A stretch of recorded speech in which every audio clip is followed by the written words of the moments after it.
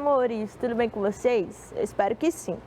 Eu sou a professora Débora, sou professora de ciências e na aula de hoje nós vamos falar sobre o último grupo de animais vertebrados que nós estamos incluídos nesse grupo, que são os mamíferos. Então pega seu caderno, pega sua caneta ou seu lápis para anotar os principais pontos dessa aula e também para fazer aquelas questõezinhas que a gente faz no final, tá bom? Então vamos lá comigo para a aula.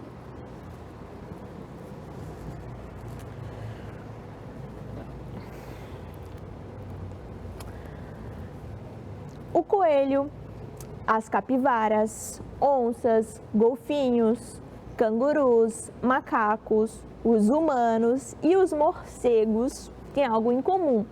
Todos esses animais são mamíferos, pertencem a esse grupo de vertebrados. E como foi que os mamíferos surgiram? Os mamíferos surgiram de antepassados antes das aves, tá bom, pessoal? E os primeiros mamíferos eram criaturas peludas que pareciam mais ou menos ratos, tá bom? Então, os primeiros mamíferos existentes tinham mais ou menos essa estrutura aqui que está sendo mostrado para vocês. Deixa eu circular aqui para vocês observarem melhor. Então, estão vendo esses animaizinhos aqui? Foram os primeiros mamíferos que surgiram, tá? E esses mamíferos, a história evolutiva deles conta que eles eram provavelmente animais noturnos, porque nessa época aqui, tá? Grandes répteis, animais como dinossauros, estavam aqui povoando, tá? Então esses animaizinhos, na verdade, eram alimento para esses outros animais. Então, somente à noite que esses animaizinhos saíam para procurar alimento. Então, eles tinham hábitos noturnos, tá bom? Então, foi somente a partir da extinção dos dinossauros que esses mamíferos puderam se espalhar para os variados ambientes e puderam construir toda a história evolutiva que eles têm, tá bom? Perfeito, pessoal. E quando a gente fala de um grupo de animal, nós falamos que esse grupo está inserido nesse grupo, né? Porque ele tem características que são exclusivas, tá? Então, os mamíferos vão ter características exclusivas que só são encontradas nesses animais, nos mamíferos, tá bom? E uma dessas características que, inclusive, dá nome a esse grupo são as glândulas mamárias, tá? Então, todos os mamíferos vão ter glândulas mamárias, tá? E essas glândulas mamárias têm a função de produzir leite que vai nutrir os filhotes dos mamíferos, tá bom? Então, todos os mamíferos compartilham essas glândulas no seu corpo, beleza? Além disso, os mamíferos vão apresentar pelos, tá? Então, todos os mamíferos também, ou a maioria deles, vai apresentar pelos, que são estruturas que funcionam como proteção ao corpo desses animais e funcionam também como um isolante térmico, tá? E pegando o gancho aí dos pelos, como isolante térmico, existe outra estrutura no corpo dos mamíferos chamado de tecido adiposo. E o tecido adiposo também vai funcionar como um isolante térmico. Então, todos os mamíferos vai ter um tecido formado por gordura, chamado de tecido adiposo, que funciona como isolante térmico, juntamente com os pelos. Por que isso é importante, professora? Pensem no urso polar. Ele vive em um ambiente extremamente frio. Por que esse animal consegue viver nesse ambiente? Ele tem uma densa camada de tecido adiposo, tá? Por isso que ele é bem grande e também o seu corpo inteiro é recoberto de pelos, tá? Então é por isso que esses animais conseguem povoar ambientes tão frios de temperaturas tão extremas, por causa dessas estruturas que funcionam como isolante térmico para o corpo desses animais, tá bom, pessoal? Perfeito, gente. E como que esses animais, os mamíferos, se locomovem? Os mamíferos, eles se locomovem de mais variadas formas, porque eles estão presentes em diversos ambientes, desde o ambiente terrestre até o ambiente aquático. Então, tem mamífero espalhado em tudo quanto é ambiente. Então, os mamíferos podem andar, como, por exemplo, os humanos, né? Nós andamos. Então, essa é a nossa forma de locomoção. Além disso, os mamíferos, eles podem voar, como, por exemplo, os morcegos, tá? Os morcegos voam, ocupam o ambiente do voo, beleza, pessoal? Então, é outra forma de locomoção desses animais. Os mamíferos podem saltar, como é o caso dos coelhos. Os coelhos vão saltar, os cangurus também. Então, é outra forma de locomoção. E os mamíferos também podem nadar, tá? Podem viver lá no ambiente aquático, como é o caso dos golfinhos e das baleias, que são mamíferos que estão presentes lá no ambiente aquático. Perfeito, gente. E como que funciona aí a nutrição desses animais, tá? Então, a nutrição desses animais vai funcionar de diversas formas. Porque, como eu falei para vocês, são animais que estão nos mais variados ambientes. Então, a nutrição deles também vai ser variada. Por exemplo, vai existir mamífero que é exclusivamente carnívoro, tá? E aí, no corpo desses animais, possui estruturas de adaptação para apenas esse modo de nutrição, esse modo de alimentação, tá? Por exemplo, os animais carnívoros, eles vão possuir dentes caninos que são especializados em furar e rasgar. Um exemplo clássico disso são as onças, tá? Observem como é o canino de uma onça, tá? Então é um canino que é bem resistente e que literalmente fura e rasga os tecidos, os alimentos que esses animais costumam consumir, tá bom?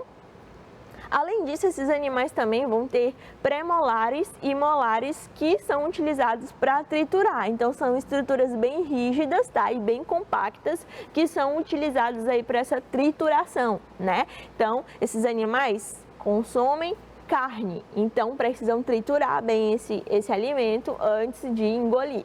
Beleza, pessoal? Então, essa é a estrutura adaptativa para esse modo de nutrição, o modo de nutrição carnívoro, tá bom? Existem mamíferos que são, por exemplo, exclusivamente herbívoros, se alimentam apenas de frutas e folhas, tá? Um exemplo disso são as zebras, os bois, tá bom? Os cavalos. Então, esses animais, eles vão ter molares que são mais ou menos uniformes. Olha só como que é a dentição aqui. Peguei a dentição de uma zebra, tá? Então, vão ter molares que são bem resistentes, utilizados para triturar as folhas ou triturar as frutas e assim por diante, tá bom? E os mamíferos também podem ser onívoros, tá? Então, quando eu digo que um mamífero é onívoro, é porque ele se alimenta tanto de vegetal quanto de animal. Então, ele tem esse hábito aí de alimentação transitório, que pode ser carnívoro e herbívoro ao mesmo tempo. Um exemplo somos nós, os humanos, nós somos onívoros. Podemos nos alimentar de vegetais e também de animais. E aí nós vamos ter uma dentição mais ou menos assim, tá? Os dentes incisivos, que são utilizados para rasgar o alimento, tá? Os caninos para furar e os molares para triturar. Então a nossa dentição aqui é um pouco diferente, né, de todos esses outros animais. Então vocês podem perceber que para cada tipo de nutrição existe uma adaptação aí em toda a estrutura desses animais. Perfeito, pessoal? Uma coisa muito interessante nos mamíferos, tá? É o controle da sua temperatura corporal. Vocês lembram que eu falei na aula passada sobre as aves? Que elas são animais que conseguem controlar a temperatura corporal, regula a temperatura corporal dentro do próprio corpo? E por isso elas são chamadas de o quê? Endotérmicas. Diferentemente dos répteis, os répteis são ectotérmicos, não conseguem regular a temperatura corporal internamente, precisam de uma fonte externa de calor, né? Então, por exemplo, é por isso que em filmes, documentários, o jacaré aparece onde? Lá pegando um solzinho, né? Exatamente por isso, porque eles não conseguem regular a temperatura corporal internamente, precisam do ambiente externo para a regulação da temperatura. As aves não precisam, são endotérmicas. E os mamíferos também não precisam, tá? Os mamíferos são endotérmicos, ou seja, o que isso significa?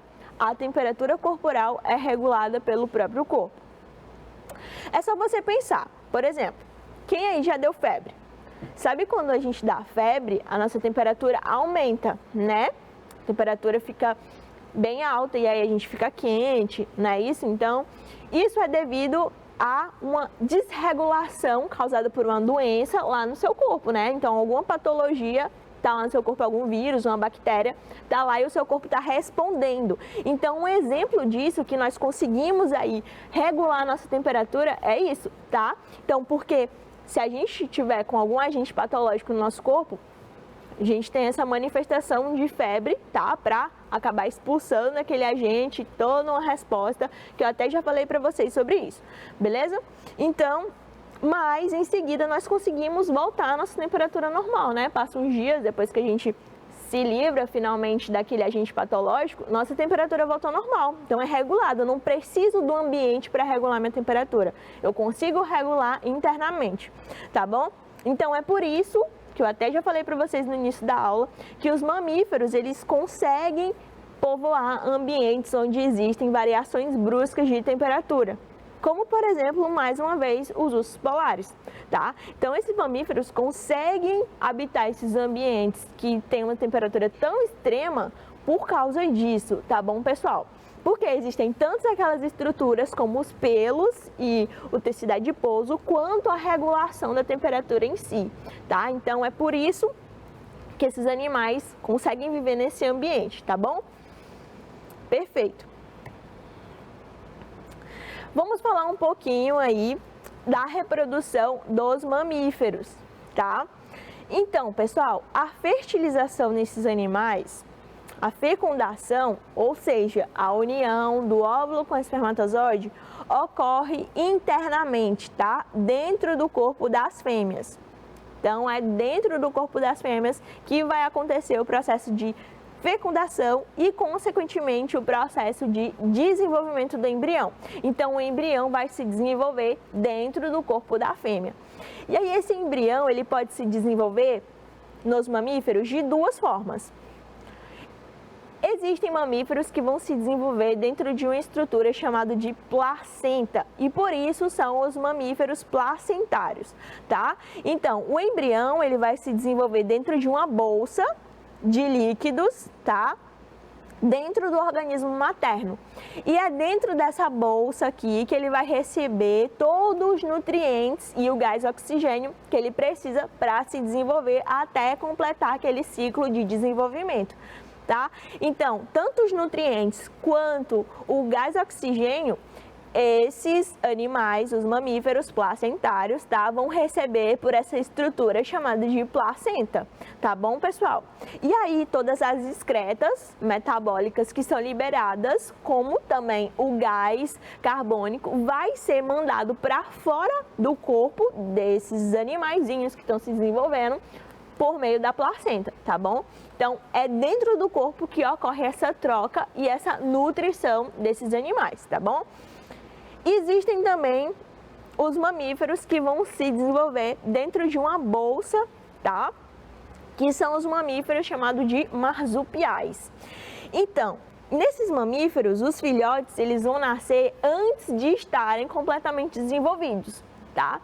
E aí, logo após o nascimento, eles entram dentro de uma bolsa que está localizada no abdômen da fêmea, tá? Que é chamado de marsúpio. Então, essa bolsa é chamada de marsúpio, beleza? E aí, dentro dessa bolsa vai ficar os mamilos. E aí, aqueles animaizinhos vão ficar lá consumindo aquele alimento nos mamilos, que fica dentro dessa bolsa do marsúpio, até o seu desenvolvimento completo.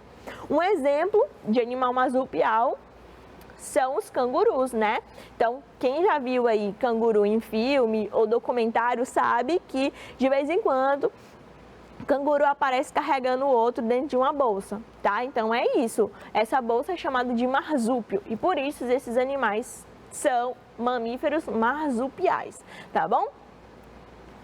E aí eu trouxe aqui, por curiosidade, alguns animais marsupiais brasileiros. Infelizmente, nós não temos cangurus aqui no Brasil, mas nós temos alguns animais marsupiais, como, por exemplo, a catita, que é um roedorzinho, tá bom? A catita é um animal marsupial, ou seja, os filhotes completam o seu desenvolvimento dentro de uma bolsa chamada de marsúpio. Também temos a cuíca, tá bom? Que é esse animalzinho, e o gambá, que também é um animal marsupial muito comum aqui no Brasil, tá certo? Perfeito. E ainda falando de reprodução, tá? Nós falamos que a reprodução ocorre internamente, não é isso? E podem existir mamíferos que são placentários, que vão se desenvolver dentro do corpo da mãe, recebem a nutrição dentro do corpo da mãe até o momento do nascimento. Ou vão ter mamíferos que são marsupiais, né? Que vão se desenvolver, completar o seu desenvolvimento dentro de uma bolsa chamada de marsúpio, no corpo lá da fêmea, né? Mas existem mamíferos, olha que loucura, que põem ovos, tá? E um exemplo de mamífero que põe ovo é o ornitorrinco, tá bom? Esse mamíferozinho aqui, esse animal, tá? Põe ovo e é um mamífero. E os mamíferos que põem ovos são chamados de mamíferos monotremados, tá bom?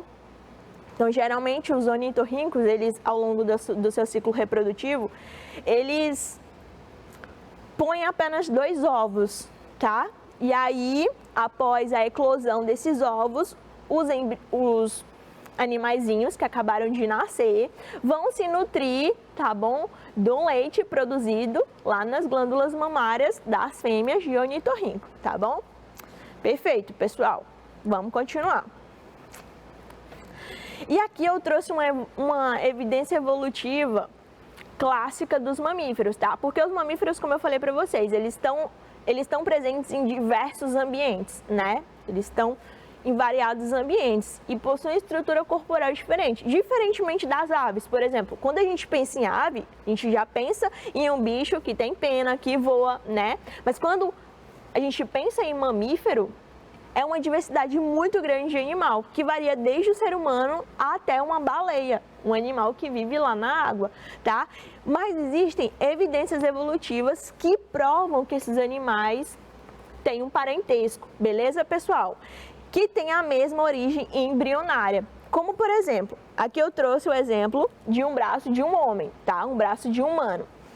E olha a estrutura óssea aqui desse braço. Prestem bastante atenção para todos esses nomes aqui de ossos.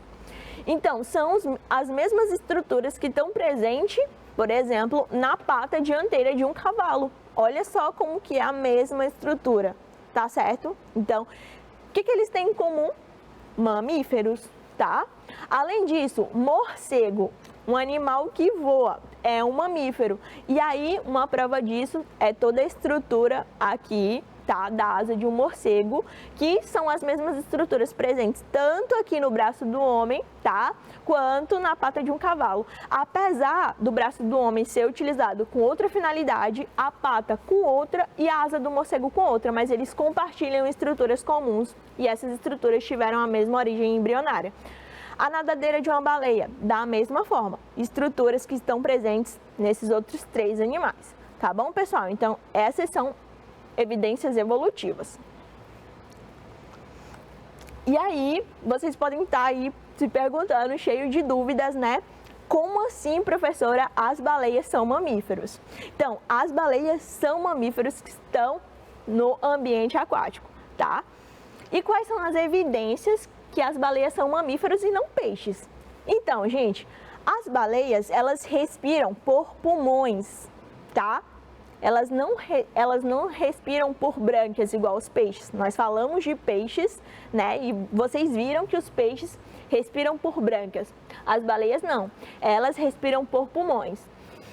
E elas conseguem prender a respiração lá embaixo da água por um determinado tempo. E aí elas precisam saltar. Então é por isso que nos filmes, documentários, etc., a gente vê as baleias saltando, né? Aquele espetáculo que é incrível, que eu até coloquei aqui para vocês num GIF de uma baleia saltando, tá? Então, esse salto é a captura de oxigênio desses animais, que eles vão utilizar lá para executar as trocas gasosas, beleza? Que acontecem nos pulmões. Então, as baleias são animais pulmonares, beleza? E também as baleias, elas vão alimentar os seus filhotes através de glândulas mamárias. Olha como isso acontece, gente. Acontece lá no ambiente aquático, tá? E aí, vai ter uma estrutura aqui que está presente as glândulas mamárias. Deixa eu circular aqui para vocês observarem. Então, nessa estrutura aqui vai ser produzido leite e aí lá no ambiente aquático vai ser jogado um jato de leite e aí o filhotezinho de baleia consegue captar esse jato de leite. Então, as baleias são mamíferos porque têm glândulas mamárias, tá? Além disso, as baleias são endotérmicos, ou seja, conseguem regular sua própria temperatura corporal. Por isso, as baleias são mamíferos, tá bom? E aí eu trouxe um videozinho sobre 9 curiosidades sobre as baleias do YouTube, tá bom? Para vocês observarem. Então prestem bastante atenção nesse vídeo, tá bom? As baleias, os maiores animais do mundo, possuem curiosidades bizarras e interessantes. Nesse vídeo você vai conhecer 9 curiosidades que você não sabia sobre as baleias. Meu nome é Alex e seja bem-vindo ao canal Fatos Desvendados. Confira agora as 9 curiosidades sobre as baleias. Animais maiores que os dinossauros. As baleias são os maiores mamíferos do planeta Terra. A baleia azul é o maior animal do mundo, com um tamanho semelhante aos maiores dinossauros que já existiram, que tinham 35 metros de comprimento e pesavam mais de 140 toneladas. A baleia beluga é uma das menores baleias do mundo, mede aproximadamente 5 metros de comprimento. Baleias nunca dormem completamente. Pelo fato de serem mamíferos e necessitar de oxigênio, se as baleias dormissem, morreriam afogadas. Por esse motivo, para descansar, elas entram em um estado de semiconsciência. Dessa maneira descansam, nadam e vão para a superfície para respirar. Baleias bebês famintos. Os bebês baleia consomem aproximadamente 500 litros de leite por dia. Podem viver por mais de um século. Baleias vivem por muito tempo e cada espécie tem uma expectativa de vida diferente. Baleias azuis vivem em média 90 anos, a orca 60 anos e a baleia mink vive aproximadamente 30 anos. No entanto, há relatos de baleias que viveram por mais de 200 anos, como foi o caso de uma baleia narval. Em 2007, uma baleia narval foi encontrada morta em uma praia. Ela foi estudada por cientistas que encontraram um fragmento de arma de 1879. Isso sugere que essa baleia narval tenha sobrevivido a um ataque à bala, ocorrido há mais de 100 anos antes. No entanto, estudos científicos sugerem que a baleia mais antiga já descoberta pode ter vivido até 211 anos de idade. Baleias necessitam de ar. As baleias respiram o mesmo oxigênio da atmosfera que os seres humanos. Por esse motivo, as baleias vão à superfície, respiram e voltam para o fundo do mar. Elas produzem um borrifo durante a expiração, que pode ser observado a grandes distâncias. O borrifo da baleia azul pode atingir até 10 metros de altura. As fêmeas lideram o grupo. Em grupos de baleias, as fêmeas são as figuras mais importantes. Elas lideram o grupo e cuidam dos filhotes. Adotam animais rejeitados e objetos. Há inúmeros relatos de baleias das diversas espécies, adotando outros animais aquáticos órfãos ou abandonados por seus semelhantes. Elas adotam, cuidam e protegem de predadores. Um relato muito curioso foi de um grupo de baleias cachalote que adotou um golfinho com deficiência física, como se ele fosse parte do grupo. Já as baleias beluga são conhecidas por levar objetos encontrados no oceano como se fossem seus bebês. Algumas baleias dormem na vertical. Em 2013, um grupo de cientistas acompanhou um grupo de baleias cachalote e observou algo muito interessante. Um grupo inteiro de cachalotes foi encontrado com seus corpos totalmente na vertical e imóveis. Quando encostaram em uma das baleias, todas elas acordaram e nadaram para outro local. Foi constatado que elas dormem desta maneira para que possam observar alguma ameaça próxima. Comem e bebem de uma só vez. As baleias se alimentam de pequenos peixes e de plâncton. Pelo fato de sua boca ser enorme, elas não conseguem filtrar tudo o que comem. Dessa maneira, outros animais marinhos entram em seu cardápio. Ao mesmo tempo que comem, ingerem água. Porém, elas se livram de bastante água com a língua e com a ajuda de um órgão encontrado em suas bochechas. Antes de ir embora, convidamos você a conferir os links que deixamos na descrição. Gostou desse vídeo? Então não se esqueça de curtir e se inscrever para receber os próximos vídeos. Qual dessas curiosidades você mais gostou sobre as baleias? Me diz aqui nos comentários. Um grande abraço e te esperamos no próximo vídeo. E aí, o que vocês acharam sobre essas curiosidades das baleias? Incrível, né? Então, as baleias são um dos meus animais favoritos. Bom, agora eu trouxe aqui algumas questõezinhas, tá bom? Para exercitar tudo que aprendemos na aula de hoje. Então, eu vou responder essas questõezinhas junto com vocês, tá bom? Então, vamos lá para a primeira questão. E a primeira questão falou o seguinte: qual característica abaixo é exclusiva dos mamíferos, que só tem nos mamíferos? Vamos lá. Placas córneas? Não, né? Placas córneas estão presentes nas tartarugas, né? Naqueles répteis, tartarugas, cágados, jabutis. Nos mamíferos, não, tá? Então, descarta a letra A. Letra B. Glândulas mamárias? Existe glândula mamária nos mamíferos. Vamos ver as outras alternativas. Respiração branquial? Não, né, pessoal? Eu falei para vocês que os mamíferos tinham respiração pulmonar. Eles respiravam utilizando órgãos chamados de pulmões, tá bom? Então, não é letra C. Respiração cutânea. Os mamíferos respiram pela pele? Não, né, pessoal? Respiram por pulmões. Então, resposta correta, letra B de bola, tá bom?